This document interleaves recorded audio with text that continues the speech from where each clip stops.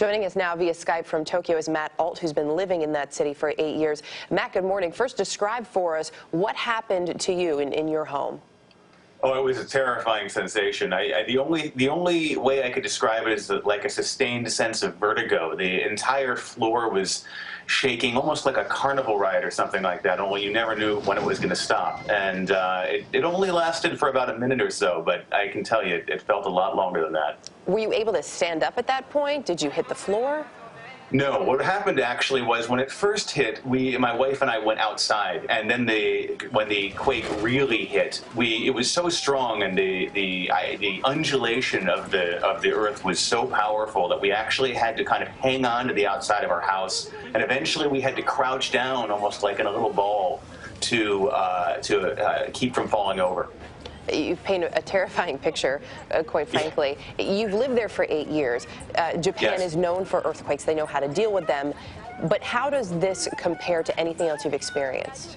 Well, this was nothing like I've ever experienced. And to be honest, it's very little like anything Japan has ever experienced before. The last major earthquake in 1923, the Great Kanto earthquake, which leveled the entire city, was only a 7.9. This was 8.8, so we're talking about something that was literally a level of magnitude different than anything that has really come before. It was really a scary experience for everybody involved. Have you been out in the neighborhood at all? Do you have any sense of the damage in Tokyo? Well, Tokyo is very fortunate in that it's a very technologically advanced sort of place, and there are a lot of systems here in place to lessen the impact of earthquakes. So although there are sporadic fires, and there's a lot of issues in the city, for instance, the trains have been stopped, and a lot of people are stranded downtown, but actual damage is fairly minimal, which is we're all very grateful for. It's up north where the real devastations happen. And how much information are you getting in terms of that devastation up north?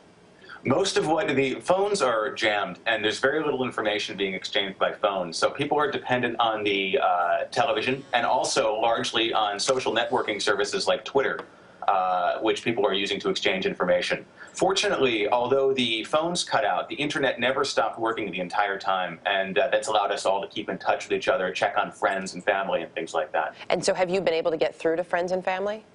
Yes, fortunately, my wife's father, we went and checked in on him, and he's doing fine, and her sister and her children, they're all doing very well.